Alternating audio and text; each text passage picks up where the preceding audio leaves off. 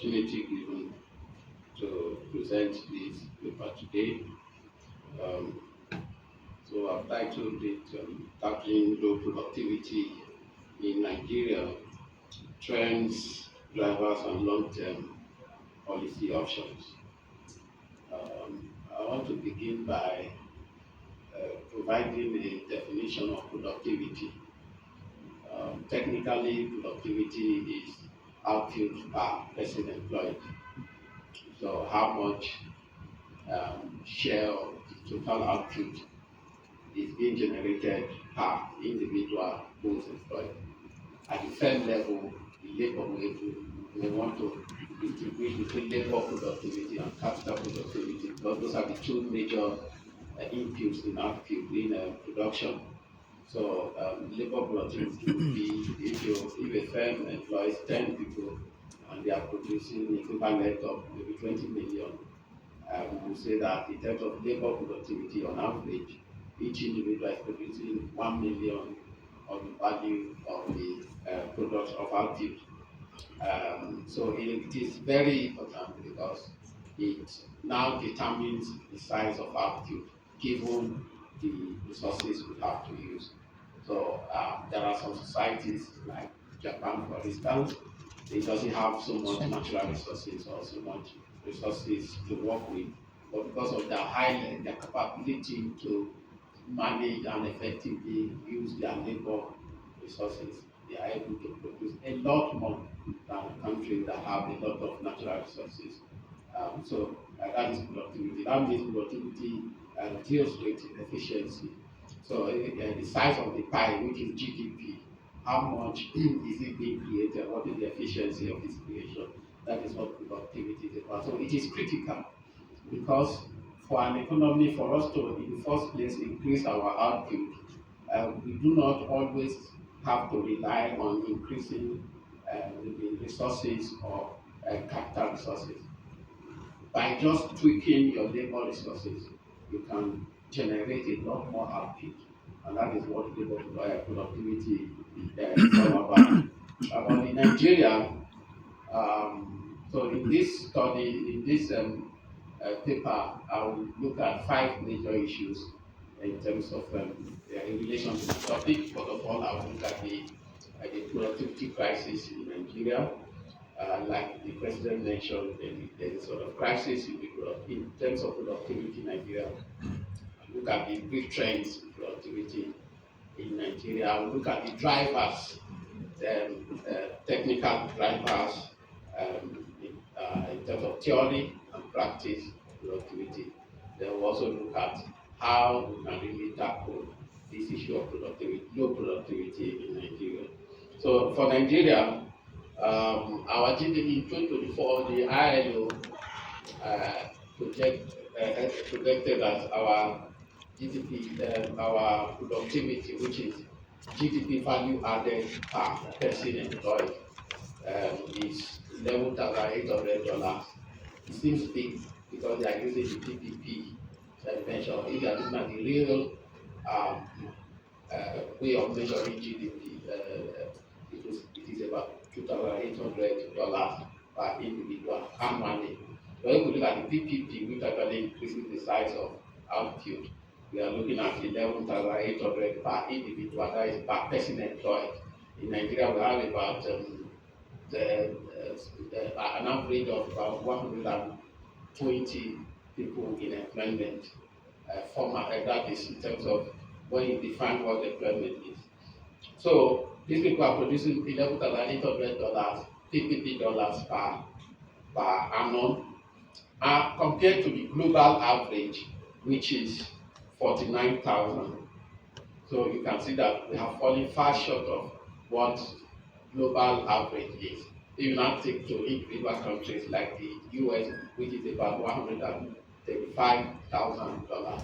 So we are just at $11,000. So it shows that there's actually a crisis. And you know that it is essentially not because we do not have resources or the potential, but there are issues that are constraining productivity. Then in terms of it is even more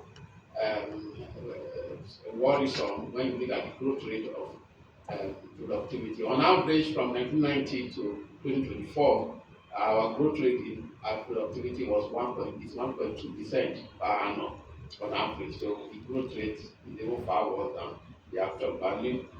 From 2010 to now, the growth rate of productivity is just 0.22%.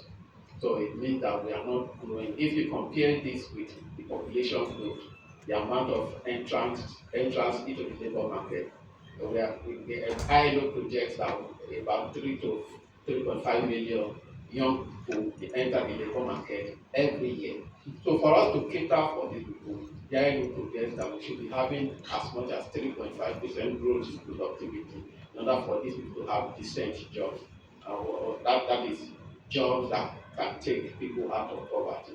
So if we are growing at less than 1%, for instance, that means that yes, people might actually be entering into the labor market, but they are doing what we call work poverty. They are into work poverty. So that is the challenge we have in Nigeria. And if you look at it from another perspective, on average, a worker earns $7 per hour in Nigeria. In South Africa, it is $30 per hour. So, like again, I mentioned that it's not because we are lazy, but because of some factors that are constraining our productivity. So, in terms of, and like I mentioned, productivity is required for a lot of things, because if you do not increase your productivity, you will struggle to have a stable macroeconomic economic growth over time. All the theories of economic growth focus on how you magnify your productivity. All the theories are focusing on how to increase productivity, because they know that if productivity increases, growth will be easily achieved. So, of course, Nigeria is the largest economy in Africa in terms of population, because we have so we quickly put that we used to be even in terms of GDP, but we are no more now. We have about 230 million people in our economy in Nigeria. Over 60% of the population are under 5 years old. So it is both a risk and an opportunity, because it provides a room for acquiring what we call demographic dividend.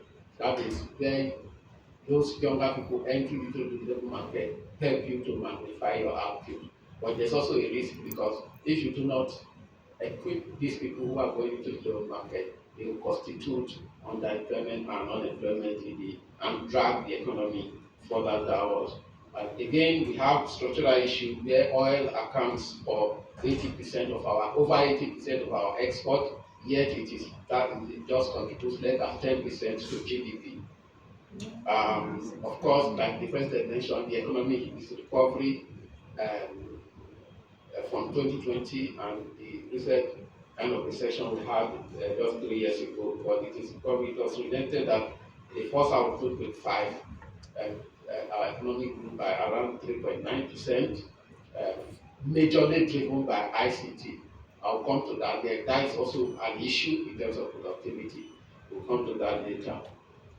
So the productivity paradox we have in Nigeria, like I mentioned, is the issue of potential yet inefficiency. A lot of inefficiency. In Nigeria, only very few countries around the world has as much potential as Nigeria in terms of boosting our output, improving our livelihood, the standards of our livelihood. Yet, because of a lot of inefficiency, the least of which is not the institutional issue, corruption, and all the rest of it, we are having to play with among countries that are considered as low-income countries. Again, another paradox is that 40% of our population are into agriculture, yet we cannot feed our population of 330 million people. Almost half of the population is into agriculture. We cannot feed ourselves. We still have food insecurity. Compared to the US, where 2% of the population is into agriculture, yet we are able to feed over 350 million people. So that it gives you a picture about productivity. If you have so much people that cannot cater for a lesser amount of people compared to where we have so few people in that sector that are more than able to cater for a much larger population, you see that we have issues with productivity. And productivity, like I will mention later, is directly related to poverty alleviation because the dual theory of economics, the theory of development that says that you achieve growth, you achieve development, especially in this kind of economy, by increasing productivity. How? Because if the economy will initially start, it generally starts with traditional sector like agriculture and traditional services. So what happens is that maybe initially 80% of people will be in this sector. But as productivity continues to grow in this primary sector, you find out that more and more people they are producing a lot more with less people. They will be requiring less population in that sector. So as the productivity rises, people will move away from that traditional sector into the modern sector. First of all, to industry, then they move to services. But that is not the case we have. Our agricultural sector is about the least productive sector in Nigeria. And so a lot of people are trapped in that low productivity sector instead of moving away from that sector into higher value addition sector. So because of that, we have so much poverty in the country. So as I mentioned, in terms of sectoral productivity, agriculture employs 40% of the population in terms of employment, yet it contributes to 2% of GDP. So the larger sector, the largest sectors, if you also look at the services, services, currently services is the biggest sector in Nigeria. But then if you granulate services sector, you will find out that the sector that is actually thriving are the ICT and the financial sector, perhaps maybe entertainment, where people cannot, which has low capacity of absorbing population. So if you cannot absorb, if the sectors that are thriving are those that cannot absorb employment, the labor force, it means that the other sector that is not so much thriving, of course it is easier to enter those sectors. For instance, like you mentioned, a graduate, if you don't get a job, you get an Okada and start writing about nobody. You will say you are in the services sector, in the transport sector, but then you are not doing well. So that is the challenge with employment and with productivity in Nigeria. So why does productivity matter? In terms of theory, productivity matters because it is a primary determinant of long-run living standards. If you want to grow, there was a productivity boom in the US immediately after the Second World War. So that was within a 20-year period. The US grew so much because of their high productivity. China also experienced a period of very high productivity growth between the 80s, 90s, and 2000s. That is where they are today. So without productivity growth, living standards cannot easily be transformed. It is an engine for structural transformation, like I mentioned, and poverty reduction. It also drives real wages because if you have two firms, for instance, they both have maybe a base of 20 million, but one is turning out 10 million every year and they employ 100 people. The other one is turning out 1 million every year. They also employ 100 people. Which of them will pay more? The one that is churning out a higher value. So it is directly related to wages. If we are not productive, that's why they earn more in the US and not in Nigeria. It's not because employers hate employees in Nigeria or because they are wicked or because government is bad. That is not the issue. The general issue is that productivity is low. So that is why we have low. So that is the major reason why we have low wages in this part of the world. Then it is also critical for absorbing the annual increases in the labor force. Then low productivity has its economic toll. For instance, it has been studied in literature that each 1% productivity shortfall erodes 0.5% fiscal revenue. So with every 1% decline in productivity, the revenue of government increases by half of that amount, which is a very big deal. Then also, 4 to 6 billion dollars is annually lost because of our lost potential in productivity. Then we also look at the drivers of productivity. What are those main factors that drive productivity based on theory? We have the proximate causes and we have the environmental causes. The main drivers of productivity are innovation, physical capital, which is related to infrastructure, human capital, and demographics. So those are based on theory, those are the four major factors that drive productivity. Innovation. But in terms of innovation, if you look at data on R&D, research and development spending, our hours is about 0.2 or 0.3% currently of GDP. But in countries like even Kenya is over 1%. In countries like Singapore that have very high per capita income, they spend over 3% of their GDP on research and development. Nigeria's is just 0.3% if we are being kind to them. In terms of physical capital also, we have, of course, we know the challenge we have with our energy sector, the power sector, our road infrastructure, and all of that. Then we have human capital, where, since the 1980s, there was a focus on assets, increasing access to, and that is exactly what our government is also doing now. So ASU is planning to go on strike now, but then government since last year have introduced the loan policy where people can. It's a good one, acceptable, but then it only increases access to tertiary education, not the quality. You must invest in other areas in order to increase quality. Access is good, but we have got past the period of increasing access to education. What we need now is increasing the quality of education in order to make people more productive. Then the demographic, the youth purge is supposed to be a good thing that we have a larger youth population, but of course we all know that that is not actually the case for Nigeria.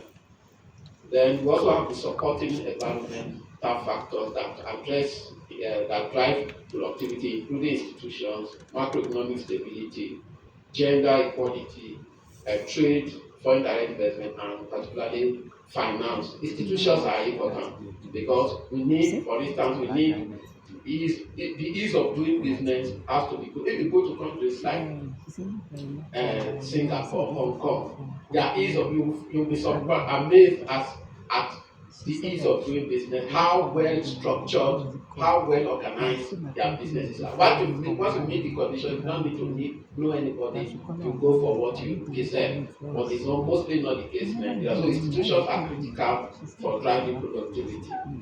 So how do we now brings us to the issue of how to address this issue of low productivity in Nigeria. First of all, I would say that what we need is a comprehensive approach, not just piecemeal. Of course, this current government has made some move. They are tackling it, remove the subsidy, which had binding constraints on the economy, although we know the implication of that. They have knifed the exchange rate. They are now working. They actually worked on the fiscal side, especially on taxes. But it has to go further than that in order for us to establish a regime of increased productivity. We need structural transformation. We need diversification. We need policy that diversifies the economy of Nigeria. Then also in terms of infrastructure and innovation, but particularly the priority areas we should be focusing on. Number one, like I mentioned, is economic diversification. Thankfully, we have opportunity to leverage on the AfCFTA program across Africa in terms of access to market for import and also access to market for export. It is I believe that in Nigeria we are not doing much because government is actually afraid that because of the state of the economy currently, if we go all out with AfCFTA, companies in Nigeria may lose. That is which is a real danger. But then we must take our position in a very important stance on after very early in order for us to be able to be strategic in playing our role and getting what we deserve from after. That will help our diversification. Also, of course, in terms of agriculture, the government is trying to do that now. Agro-allied industries need to be heavily invested on. We must grow our productivity and in the agricultural sector. That should be, as far as I'm concerned, that should be the focus, the major focus of government. Let agriculture be settled first. If agriculture is settled, other areas now find its way. Then we'll talk about the tax system, which is being streamlined as from next year.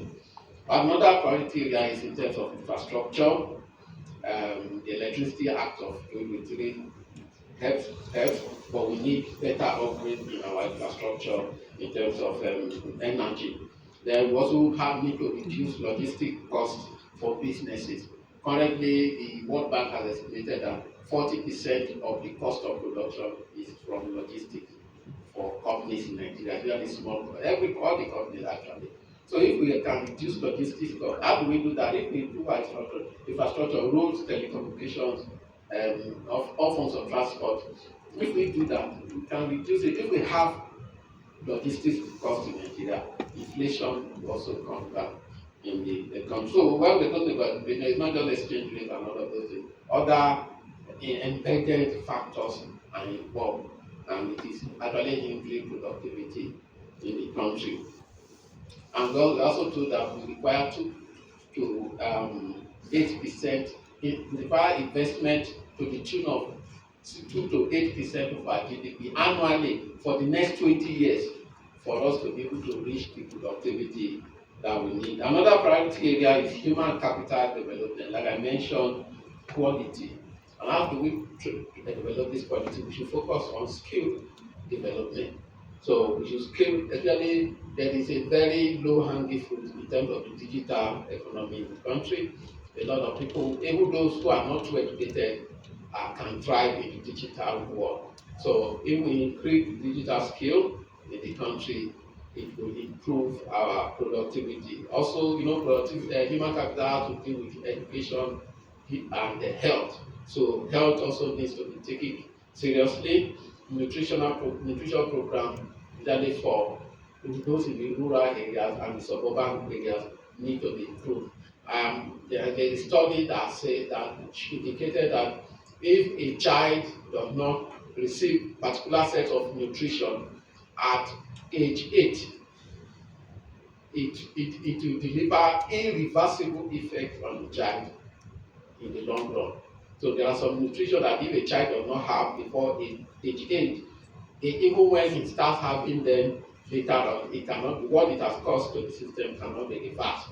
And they all have to do with the appropriate functioning of the individual. So we need nutrition for a lot of people, especially in this period where agricultural prices of food are prohibitive. Another priority area is on technology and innovation. Like I mentioned, the first growth model that in economics that we work with is the solo growth model. And that model says that what drives long-run growth is innovation. So we need to zero in on technology and innovation by first of all making it accessible. A study says that digital infrastructure in Nigeria, the penetration rate is about 60%, which is fairly okay. But if we look at it more logically, we find out that the cost of access and the skills needed to really benefit from this digital economy is not there. The cost is high, they will not have enough skill to really benefit from it digital. We should be having more digital platforms than we are having in Nigeria today. So we should work on that. We can create innovative clusters around universities to be able to help young people benefit more from the digital world. We see an example in the fintech sector. It currently contributes. It's a very it's not such a big sector in terms of size, but it is contributing 5.8% to GDP today. It means that if we really work on the digital system, it has a lot of potential to boost our productivity in the country.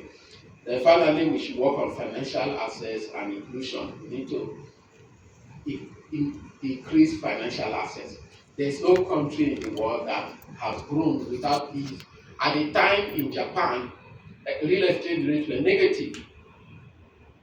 Real interest rates were negative, meaning that if you borrow, it might even be the bank that will eventually, at the end of the day, the bank that will pay you to even borrow from them.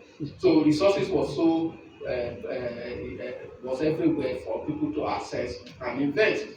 But the situation we are in today, we have a lot of prohibitive interest rates. We have collateral that a lot of SMEs cannot provide, and so access is a huge constraint.